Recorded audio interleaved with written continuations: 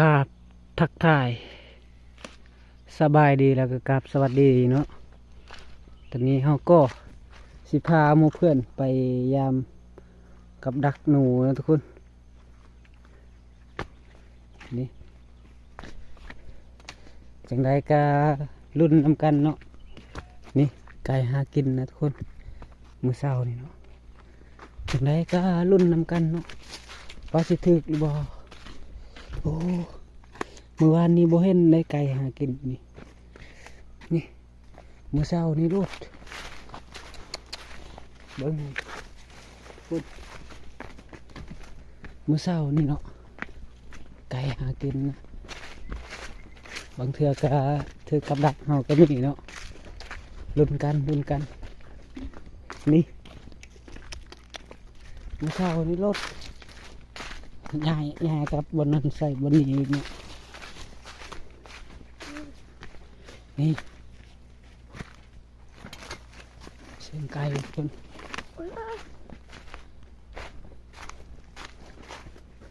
ลุ้นกันโอ้กล้วยเบิดนะทุกคนกับดักบ่ทำงานกล้วยแต่ว่ากล้วยเบิดแล้วค่อยใส่กล้วยนะวันนี้นะโอ้กับดักบ่ทำงานทุกคนนะรุนลังต่อไปใครหากินแปนเลยเธอนะไปรุนทีอีก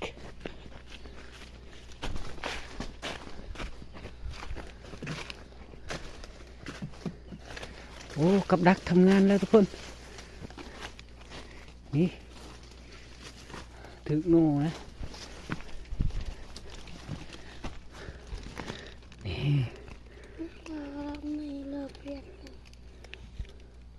มาแล้วตัวนี้นี่ถึงแล้วตัวนึงไปดุนกับดักต่อไปอีก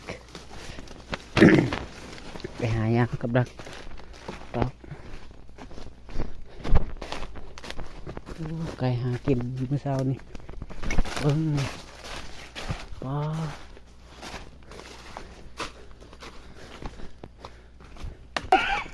มาถือกับดักทุกคนเอ้ย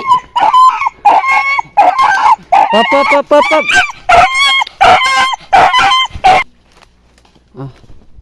ถือน้องมานะทีนี้นะทุกคนถือกับดักโอ้ยค่อยจนเกือบถึกกัดแล้ว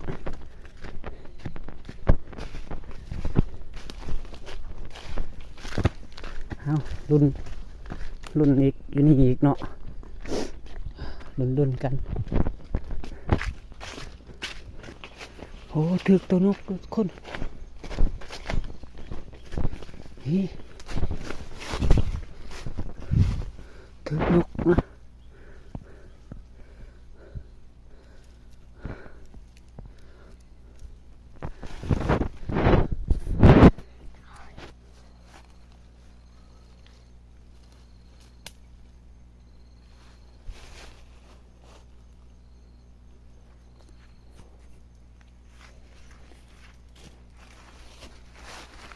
จะสมากินกล้วยกันบ่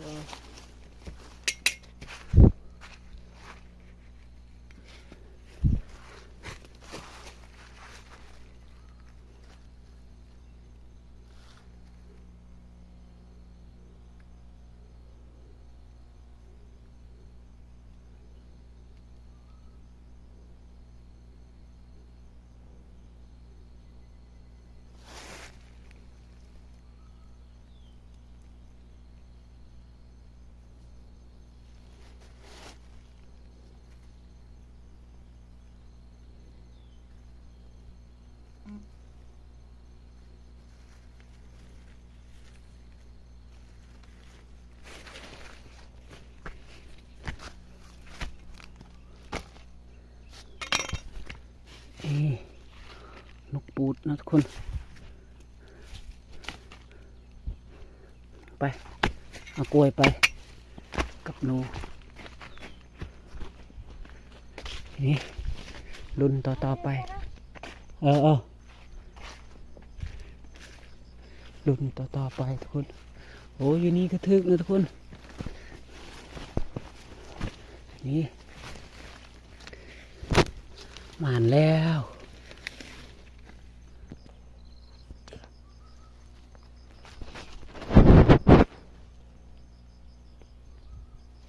โอ้ยมันเล่นกันปิดทาง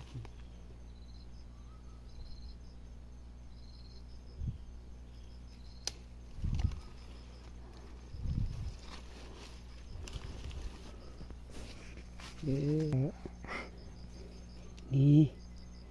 ถึกแล้วนะดุนลังต่อไปนี่ก็ใส่คือเก่านะดุนลังต่อไปเอ้าปาดตัวนี้กับความ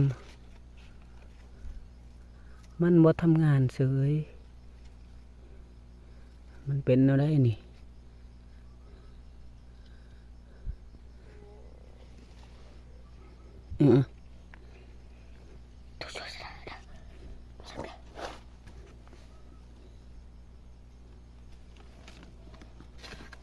เป็นยังเป็นรังดุน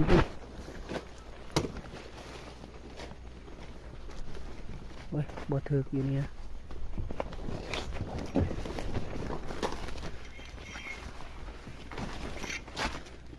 ทีนี้ก็บ่ถึกนี่คือเก่าไปหาอย่างมองอื่นต่อไปเอาไปเอา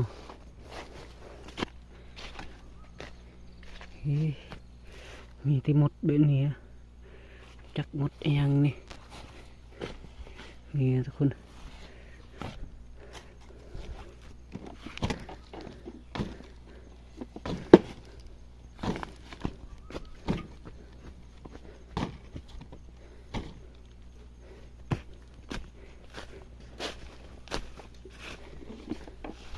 นี่หนู2 ตัวนกตัวหนึ่งยั่งอยู่เนาะกับเนาะทางพุ่นอีกทางภูพุ่นไปลุ้นกันว่าสิถึกหรือบ่เนาะเอาหอดจดหมายปลายทางอีกบอลหนึ่งแล้วนะทุกคนอย่างไรก็ลุ้นนำกันมาให้หางบอลนี้ก่อนโอ้ปลาทุกคนปลาน้ำมวยนะปลากังทุกคนปลากัง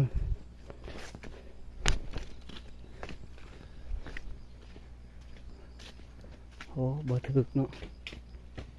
นี่กระดักบ่ถึกอยู่นี่ก็บ่ถึกอยู่นี่ง่ายบอลบนนี้ปอดปลากังใหญ่อะโบแมนปลากังกับปลาดุกนี่แหละ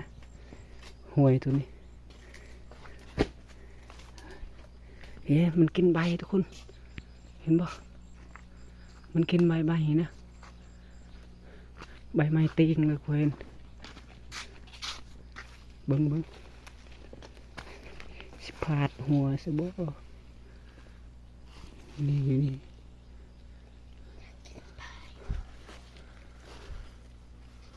โอ้อะระขนาดแน่เพี้ยนี่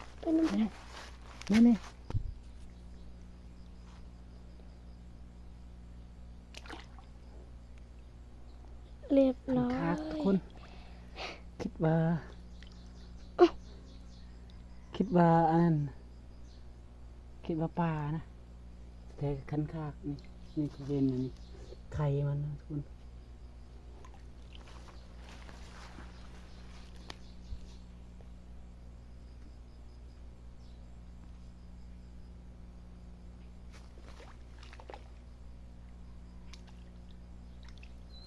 โอ้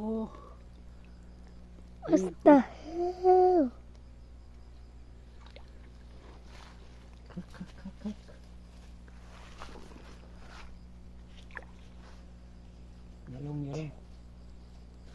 มันเป็นน้ำไหม้นะทุกคนคันคากก็เลยลงเนาะ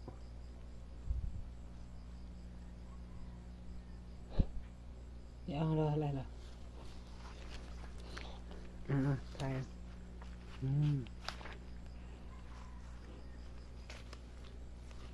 ถ้าเบิ้งทีน้อยมันก็ขึ้นอีกขึ้นมายังนะ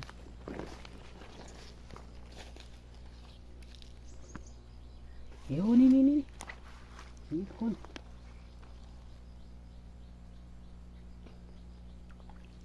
What the hell เรียบร้อยทุกคน นี่ปอ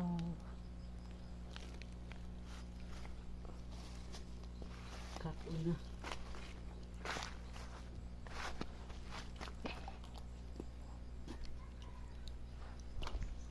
มีหาแถวนี้นะทุกคนมันก็มีไข่มัน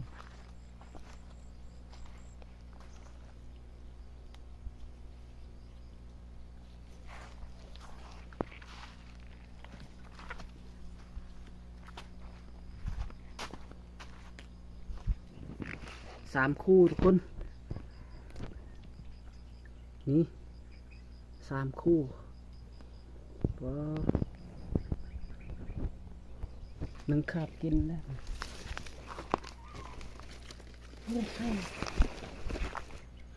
นี่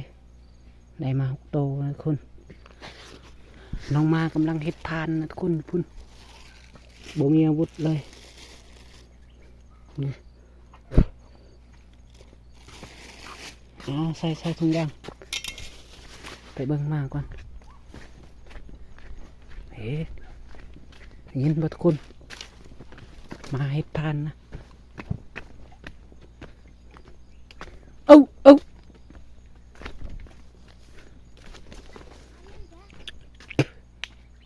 ได้ยาปลาลัดเอา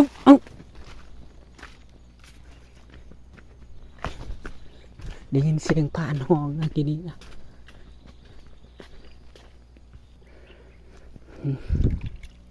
นี่คือลูกออดตัวนั้นแหละลูกออดข้างคากเลยนะทุกคน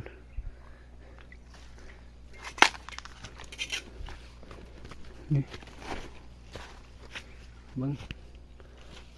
นี่นะมาไล่ลงน้ำไม่ยังวะมาไล่ลงน้ำจนคุ้นนะทุกคนผ่านกี่นี้นะเห็นบ่มายังเห็ดอยู่เอา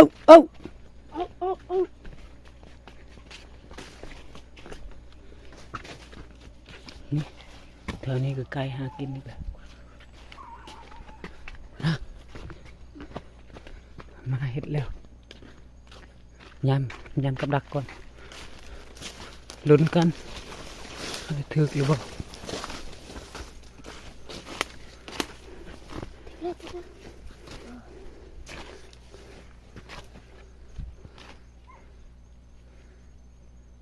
กับดักบ่ถึกนะทุกคนไปเบิ่งมาต่อเอา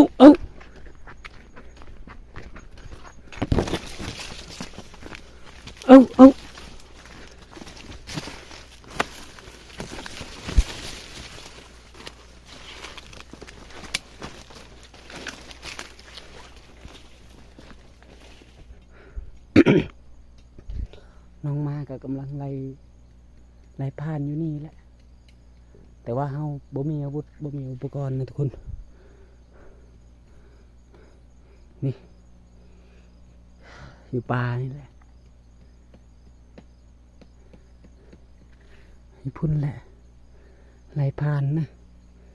มันบ่ปล่อยเลยแต่นี่มันไล่ลงห้วยแล้วก็ขึ้นห้วยสอดพุ่นยังมาปะอยู่ไปหายามกลับต่อนี่ลูกออดคันคากนะทุกคนเป็นปันเป็นตื้อเลยเจ้าบ่ต้องยานว่ามันสิสูญพันธุ์เนาะเอาตัวเมียกับตัวผู้ นี่เต็มเลยลูกออดมันบ่สูญพันธุ์เนาะเพราะว่ามันเกิดประชากรหลายที่สุดของบรรดาสัตว์เลยนี่ตัวนี้ก็ลูกออดนี่ดำเต็มเลยไปหายามกระบอกต่อเสียงนกบักลายๆนึงบอกว่ามีมากหรือบ่นะ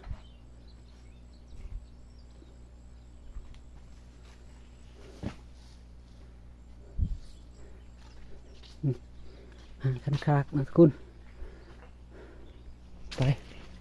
พยายามกับดักวันนี้นะ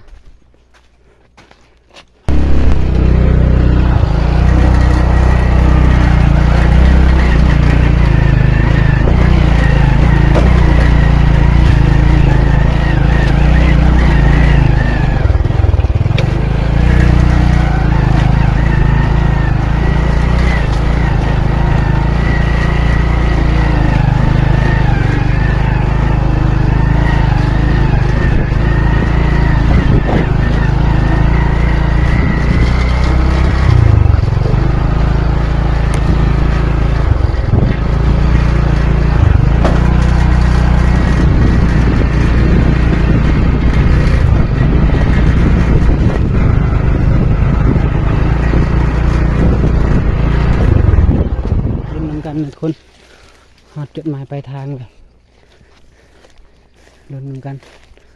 ว่าสิถึกหรือเปล่าเนาะ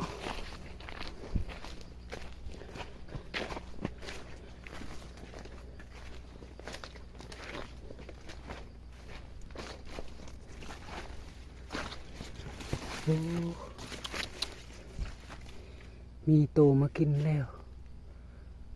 แต่ว่ายังบ่ถึกนะบ่ถือกับดักเอานะทุกคนนี่ตัวนี้ก็จนลงเลยมันเหยียบลงบ่หัวนกเลยยังตึงไปตุนลังต่อไปลังตัวนี้ก็ถึกประจำเลยเบิ้งลุ้นถึกบ่าวถึกแล้วทุกคนนี่ตัวนี้ยังเย็บโอ้มันกินนกน้ำตัวนกโตยังไงปลานกเบิดเลยตัวนี้ก็นุ่งทุกคนนุ่งนี่นกกระเบิดนูกินนี่คือนูยังเป็นอยู่ยังบ่ตายนะคู่มือเลยมันจะมีพวกมากินตลอดจักเป็นสัตว์อย่างนี้นกตัวนี้นะนี่หัว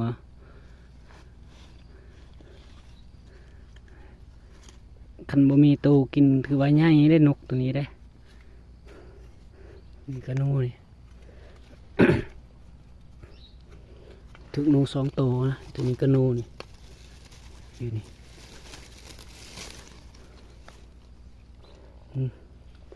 นี่ตัวนึงนกอยู่นี่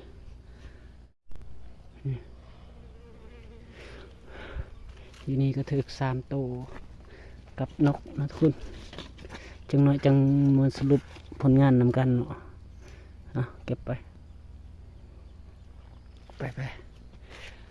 ยังอยู่เนาะครับเนาะรุ่นอีกนี่กล้วยงามเนาะ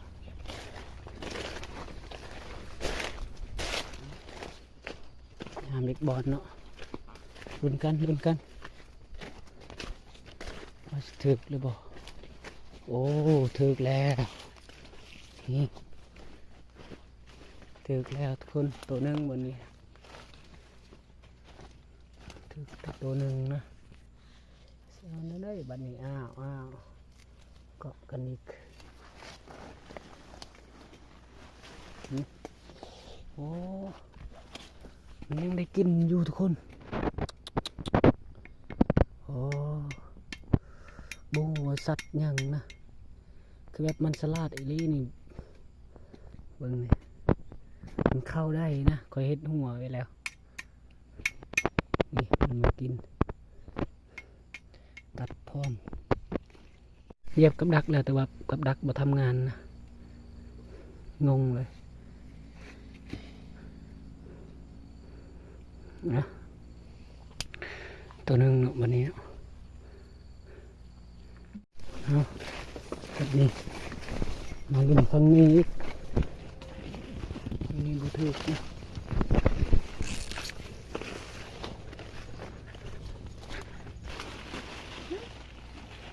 ลูกนะครับเฮ้ย chỗ là biển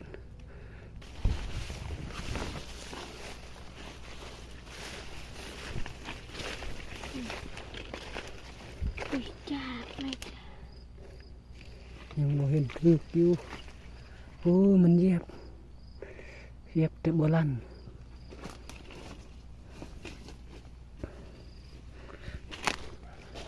ลงมาถือกับดักอีกแล้วเมื่อยนี่บ่ให้ไปก็ยังอยากไปพยายามกลับบนนี้ก่อนส่งเทือเลยบ่ให้ไปก็ยังอยากไป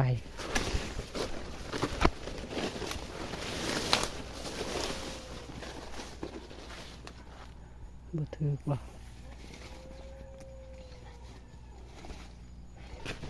น้องมาถือกับดักอีกแล้ว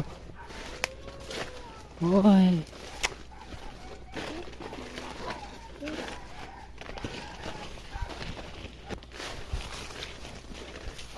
หลุดเลยบ่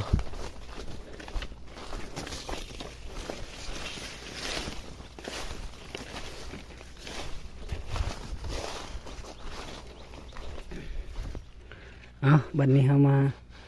สรุปผลงานนำกันเนาะนี่คันคากกาได้6 โตเนาะตัวนี่หนูที่ถือกับดักเด้อ1 2 3 4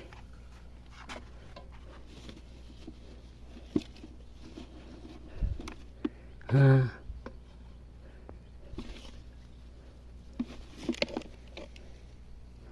6กับตัวนกนี่เนาะ7กับนกน้อย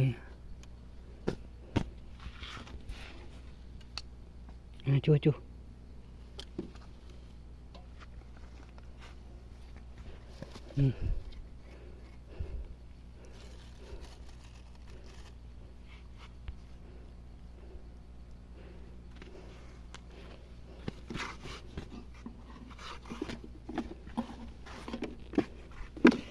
สำหรับคลิปนี้ก็จบเพียงเท่านี้เนาะ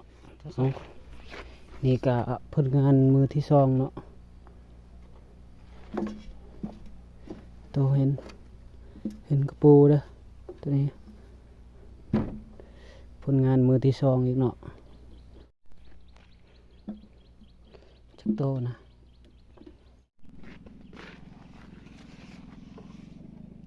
ผลงานมือนี้เนาะสินับเบิ่ง1 2 3 4โน4เนาะนก1 5กับนก6กับตัวเห็นนี่นะ6 แต้มมื้อนี้มันมือที่2เนาะแต้มซำนี้เนาะเอาเมียนก่อนจังไปเฮ็ดกินอยู่เฮือนเนาะ